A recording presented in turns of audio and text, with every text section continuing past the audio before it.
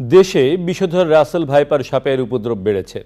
রাজশাহী ও খুলনা অঞ্চলে থাকা এই বিষধর সাপ চাঁদপুর ও ফরিদপুর অঞ্চলেও এখন বিস্তৃত হয়েছে। গত এক দশকে রাসেল ভাইপারের কামড়ে 235 জন আক্রান্ত হয়, মৃত্যু হয় 59 জনের। কেবল গত বছরে আক্রান্ত হয় রেকর্ড 50 জন। সম্প্রতি ঢাকা দোহারে বিষধর এই সাপের উপস্থিতির খবরে স্থানীয়দের মধ্যে আতঙ্ক দেখা দিয়েছে।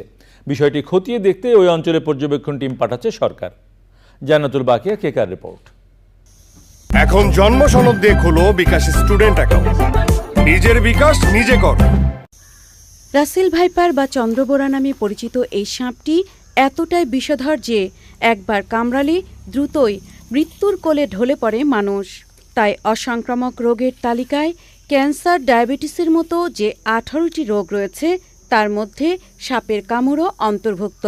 স্বাস্থ্য অধিদপ্তরের অসংক্রামক রোগ নিয়ন্ত্রণ বিভাগের তথ্য মতে 1929 সালে এদেশে রাসেল ভাইপারের মতো বিষধর সাপ ছিল, মূলত খুলনা এবং রাজশাহী বরেন্দ্র অঞ্চল কেন্দ্রিক। বাংলাদেশে আসলে রাসেল ভাইপারের অস্তিত্ব অনেক আগে ছিল।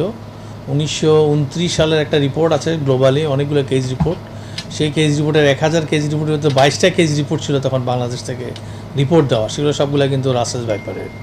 এবং তখন বলা হয়েছিল যে খুলনা এবং একই সঙ্গে আমি বলবো যে রাজশাহীর কতগুলো জায়গাকে বলা হয়েছিল যে প্রাথমিকভাবে এখানে রাসেল ভাইপার হয়।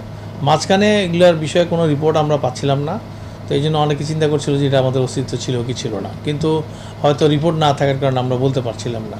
2013 সালে চাঁপাইনবাবগঞ্জের বরেন্দ্র অঞ্চল নাচলে এই সাপের কামড়ে মৃত্যুর প্রকোপ বাড়ে। তখন রাজশাহী মেডিকেল কলেজ হাসপাতালে সাপের কামড়ে চিকিৎসা নেওয়া রোগীদের তদারকি বাড়ানো হয়।